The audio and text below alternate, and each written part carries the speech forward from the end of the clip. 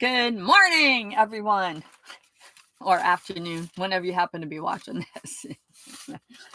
Well, here I get this question so many times.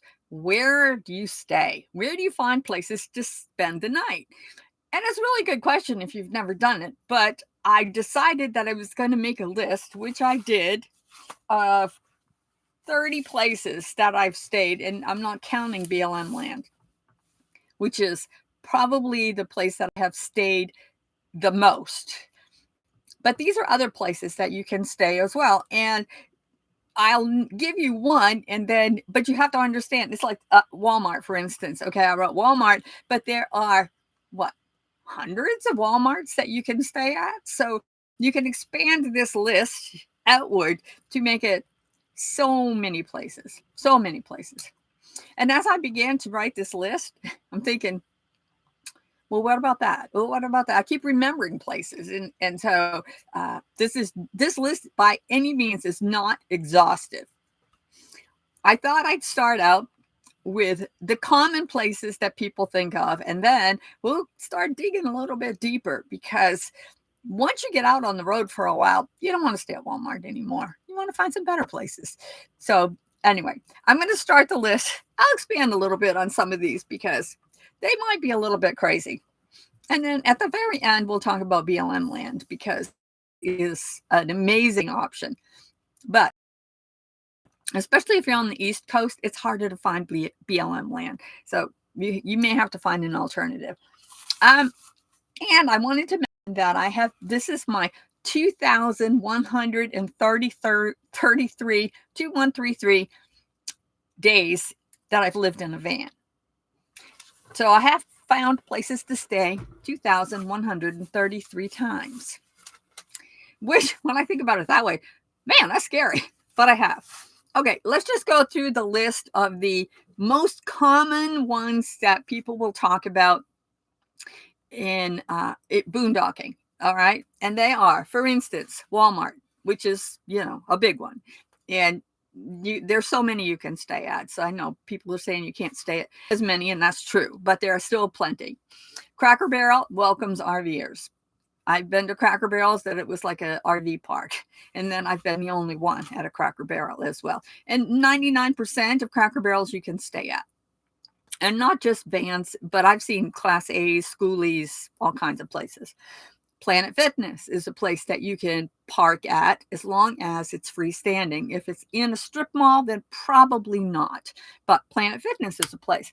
Lowe's and Home Depot are pretty good places that you can stay. They usually have a sign that says no overnight truck parking, but that doesn't include vans and RVs. So Lowe's and Home Depot. Cabela's is a place. Dick's is a place. The sporting good places, they'll allow overnight parking. Camping World, I stay there quite a bit. They have overnight parking, and a lot of them actually have electric and water that you can use while you're there. I have stayed at Tractor Supplies. They'll let you stay there. You go ask, because a lot of these places go ask, but I have stayed at Tractor Supplies more than once, just by asking if it was okay. And they said, sure. So a lot of places will say that if you ask. So now let's say truck stops. I don't stay as many trucks. Thank you so much. Good morning, Gypsy Moon. I don't stay as many truck stops as I used to, because I have found so many alternatives, and truck stops can be loud because everybody runs their generators and refrigerator places like all night long. If you can find a truck stop that has a separate place for kind of parking away from the actual trucks, then that's okay. I used to stay at Love's quite a bit, but now they have their own designated campgrounds at a lot of the Loves, and so they're not so friendly to just people wanting to mooch. What can I say?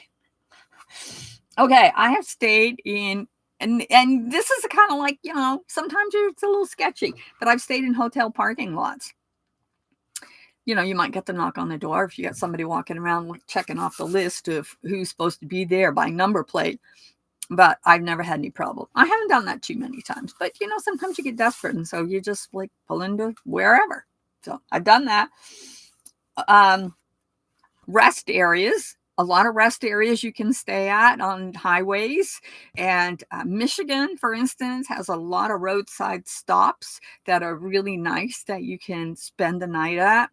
But I've stayed at rest stops. They're usually on highways, obviously.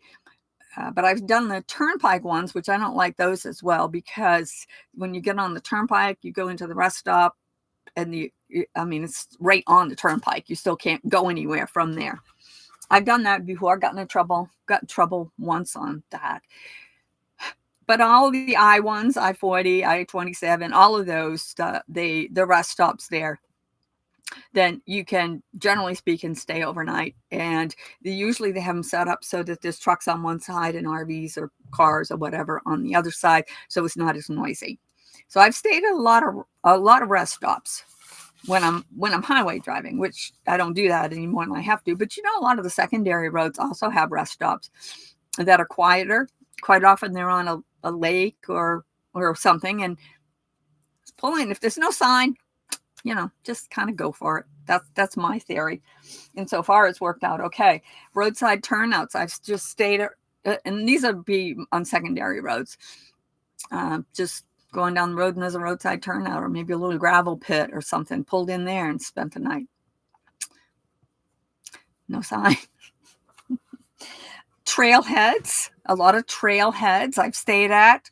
And of course the trailheads are usually, city, county, some of them are national, whatever, but I've stayed at a lot of trailheads. Thank you for the thumbs up. Boat ramps, another place that I have stayed at. Just kind of blend into these places, you know what I mean? And some of these have, they have pit toilets and picnic tables and those kind of things. I don't need those, but I like a picnic table every once in a while. I've stayed in city parks. Some cities actually have designated parks and they allow overnight parking. Some of them don't allow overnight parking. So, but you can err on the side of, forgiveness instead of permission if there's no signs. I've done that before. City parks. There's one in South Texas that for anybody who wants to stay. It's a donation. If you want to stick a couple of bucks in somewhere, you're welcome to. Gypsy Moon says, I've stayed at most of the ones you've talked about. I've also stayed in church parking lots. I've done that one as well.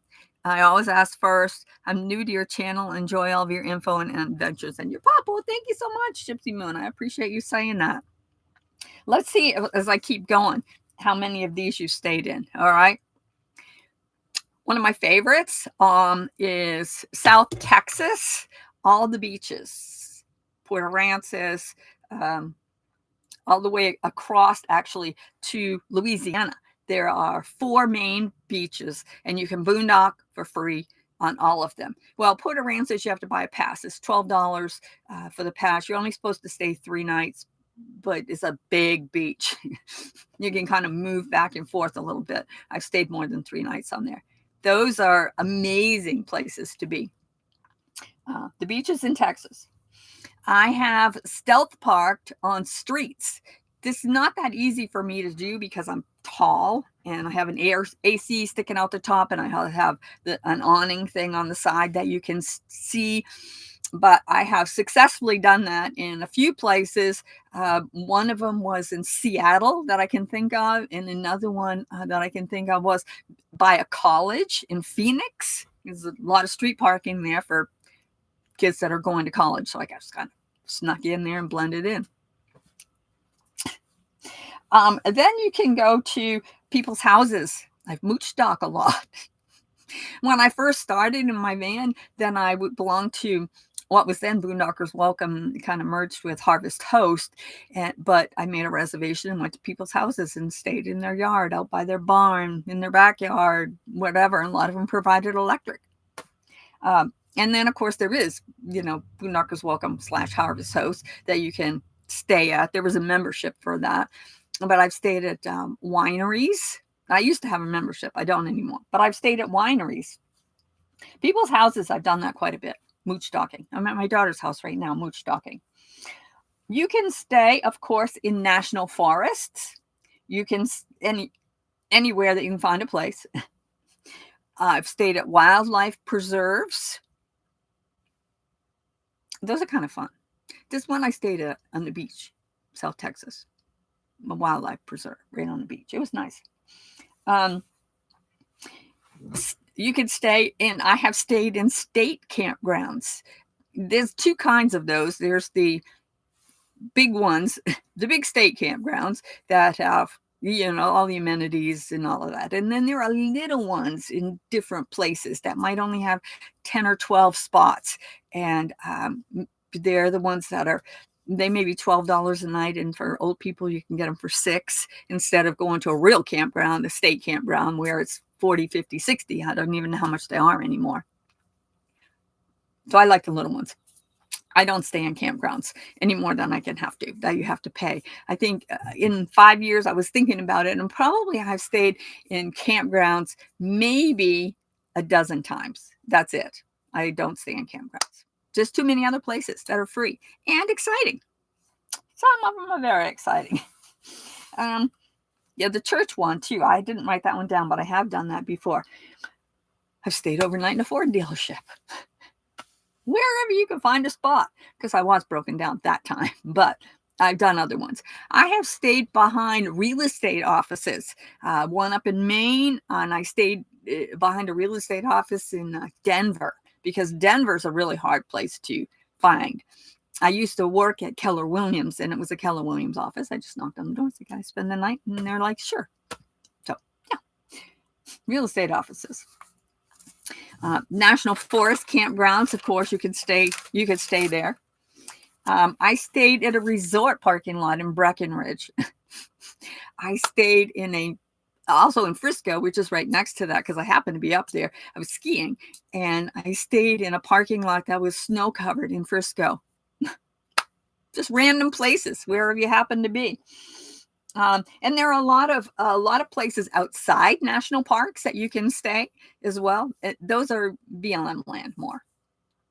So that's kind of a list of odd places that I've stayed, and I could get more detailed about every single one. Remembering this place that I stayed, I think it was outside Painted Forest National Park, and it was this overlook, and it was gorgeous. It had a few picnic tables there. Then it was out. There were no trees anywhere. It was like out there, and the few picnic tables, but there was a lot of graffiti and there was a lot of garbage. And I'm like, I don't know. But I ended up staying there all by myself. Nobody around. But I was afraid that, there might be some people that tried to come up at night and, kids or whatever. But they weren't. It was fine. It was a little windy that night, but it was a beautiful view. I have pictures. So I could go into better detail on all of these little places that I've stayed, but we don't have time for that. BLM land is the biggest, and it's harder to find in the East than it is in the West. So in the West, I have stayed at BLM land: Washington, Oregon, California, Arizona, Utah, Idaho, Montana, Wyoming, Colorado, North and South Dakota. BLM land. There's been other places too. Did I mention New Mexico? I didn't. New Mexico. Arizona, New Mexico. Yeah. Anyway, people ask me all the time, where do you stay? That's where I stay. And other little places too. Just wherever I happen to find. If there's no sign and it looks inviting. And of course, you can find a lot of these like on iOverland or some of the apps that we have as well. But I've stayed at places that they weren't on the app. Just pulled in.